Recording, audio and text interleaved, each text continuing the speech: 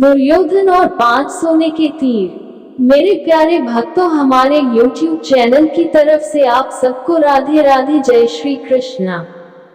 महाभारत का बहुत ही प्यारा प्रसंग, दुर्योधन और 5 सोने के तीर। भक्तों, आपने हो सकता है कि यह कथा अभी तक नहीं सुनी होगी। आपको नए अंदाज में और नई कहानी यह कथा है, इस कहानी को आप पूरा जरूर सुने, क्योंकि आपको इसमें कुछ ना कुछ नया जरूर मिलेगा। भक्तों, आप सबसे कहना है, हमारे देहाती अनमोल कहानी चैनल को सब्सक्राइब जरूर करें। भक्तों, इस कथा को सुने और समझे, बहुत अच्छी कथा है।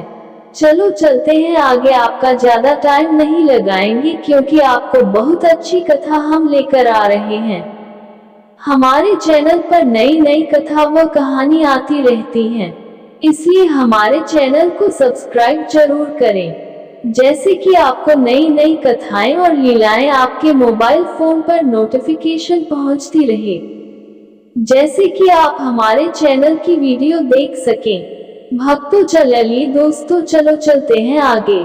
ध्यान देना, महाभारत की कहानी दुर्योधन और 5 सोने के तीर एक शिक्षाप्रद कहानी है। महाभारत का युद्ध धर्म और अधर्म का युद्ध था। कृष्ण पांडवों के पक्ष से थे, परंतु उन्होंने युद्ध में शस्त्र नहीं उठाने का निर्णय लिया था। वहीं श्री कृष्ण की नारायणी सेना कौरवों की ओर से लड़ रही थी।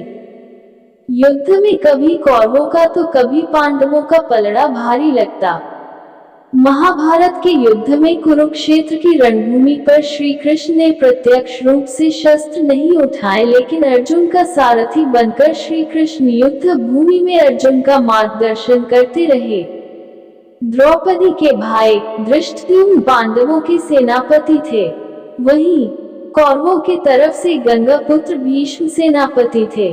उनके नेतृत्व में युद्ध लड़ा जा रहा था। कौरव दल पूर्ण बल से युद्ध करने के बाद भी 5 पांडव में से किसी का भी बाल भी बांका न कर पा रहा था। भक्तों, समझना जरूर, दुर्योधन को हुआ भीष्म पितामह पर संदेह। कौरवों के प्रधान सेनापति भीष्म 10 दिनों तक पांडव सेना पर भारी पड़े थे। प्रतिदिन भीष्म हजारों सैनिकों को मार रहे थे, परंतु दुर्योधन भीष्म पितामह पर कहीं न कहीं संदेह कर रहा था। उसे लग रहा था कि पितामह भीष्म जानबूझकर पांडवों का साथ देते हैं और उन्हें मारना नहीं चाहते। यही सोचकर एक रात दुर्योधन भीष्म से सीधे बात करने के लिए उनके पास शिविर में पहुंचा। जब दुर्योधन भीष्म के शिविर में पहुंचा तो देखा भीष्म चिंतनशील होकर शिविर में बैठे थे। यूं आधी रात को दुर्योधन को अपने शिविर में प्रवेश करते देख भीष्म हैरान हुए। उन्होंने दुर्योधन से शिविर में आने का कारण पूछा। भक्तों, समझना जरूर, भीष्म की कर्तव्य निष्ठा पर उठे प्रश्न। दुर्योधन ने गुस्से में कहा, पितामह, आपके मोहपूर्ण अन्याय के कारण मैं आधी रात को आपके शिविर में आने के लिए विवश हुआ हूँ। आप अगर पूरी कर्तव्य निष्ठा और मोहरित होकर पांडवों के साथ युद्ध करते तो शायद मुझे यहाँ आने की आवश्यकता नहीं पड़ती। युद्ध शुरू हुए 10 दिन बीत चुके हैं, लेकिन आप अभी तक पांडवों को पराजित नहीं कर पाए हैं। आप संसार को दिखाने के लिए युद्ध का अभिनय कर रहे हैं। आपको आज भी पांडवों से अति प्रेम करते हैं और आप मेरे सेनापति होते हुए भी पांडवों को युद्ध जीतते देखना चाहते हैं। अपने बारे में दुर्योधन के मुख से ऐसी बात सुनकर पितामह भीष्म बहुत दुखी हुए। भक्तों, समझना जरूर, पांडवों को मारने के लिए भीष्म सजग। दुर्योधन के मुख से कटु वचन सुनकर भीष्म ने दुर्योधन से पूछा, तुम क्या चाहते हो पुत्र दुर्योधन? दुर्योधन ने कहा, पांडवों की मृत्यु, और इसके लिए आपको अपनी दिव्य शक्तियों का प्रयोग करना होगा।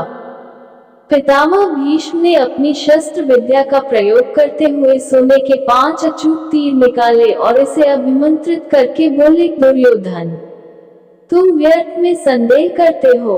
इन बाणों से कोई नहीं बच सकता। कल का दिन युद्ध का अंतिम दिन होगा। एक ही दिन में 5 पांडवों को इन बाणों से समाप्त कर दूंगा। फिर पांडवों के मरते हुए युद्ध का परिणाम तुम्हारे पक्ष में होगा। पितामह भीष्म की बात सुनकर दुर्योधन प्रसन्न हुआ, लेकिन अगले ही क्षण उसके मन में पितामह भीष्म के प्रति संदेह उत्पन्न हो गया। दुर्योधन की चालाकी। भक्तों समझना जरूर, कपटी दुर्योधन भीष्म की बातों को सुनकर प्रसन्न तो हुआ, परंतु अब दुर्योधन को भीष्म की बातों में भी छल कपट दिखने लगे। दुर्योधन ने भीष्म से कहा, पितामह, आपकी योजना बहुत अच्छी है, किंतु मुझे फिर भी संदेह हो रहा है कि आप इतनी जल्दी और आसानी से पांडवों को मारेंगे। हो सकता है आप मोहवश या प्रेमवश उन्हें न मार पाएं, अतः आप इन बाणों को मुझे दे दें। मैं युद्ध भूमि में आपको ये 5 बाण दूंगा और आपको आपके कर्तव्य की याद दिलाऊंगा। तब आप पांडवों का वध मेरे सामने कीजिएगा। दुर्योधन की बात सुनकर पितामह भीष्म ने 5 अभिमंत्रित बाण दुर्योधन को दे दिए। दुर्योधन अपनी संभावित जीत पर बहुत खुश था। वह बाण लेकर अपने शिविर में चला गया। भक्तों समझना जरूर, पांडवों को जब पता चला, भीष्म के शिविर के पास पहरा दे रहे पांडवों के एक गुप्तचर ने सारी बातें सुन ली।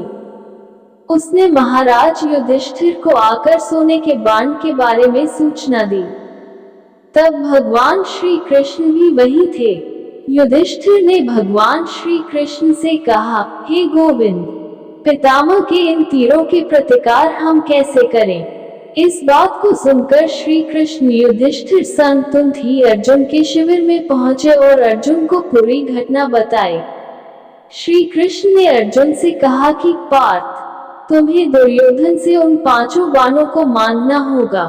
श्री कृष्ण की बात सुनकर अर्जुन ने अचंभित होकर पूछा, दुर्योधन भला वो तीर मुझे क्यों देगा?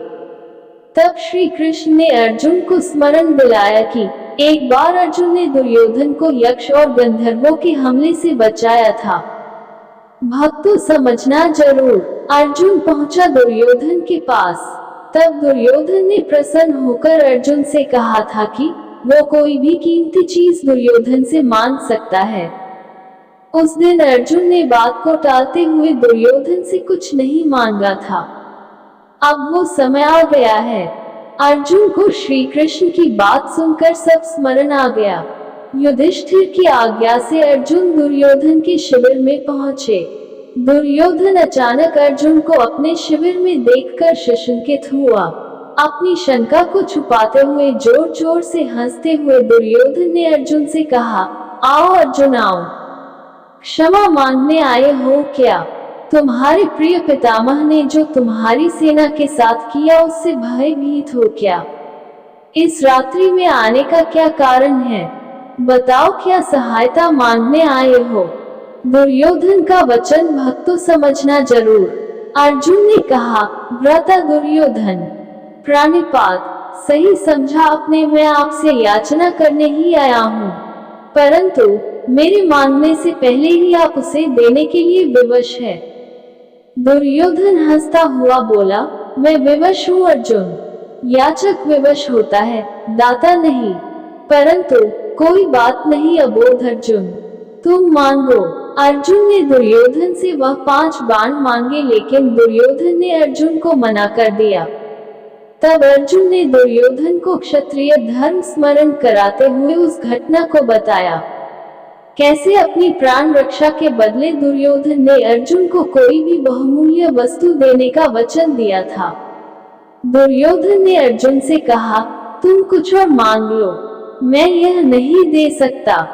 दुर्योधन का क्षत्रिय धर्म भक्तों समझना जरूर। तब अर्जुन ने कहा, यदि आप अपने वचन को पूरा नहीं करना चाहते तो कोई बात नहीं भ्राता। अब आपके पास कुछ बहुमूल्य है भी तो नहीं जो मांगा जाए। सामर्थ्य के अभाव में आपको पितामह के बाणों की आवश्यकता भी है।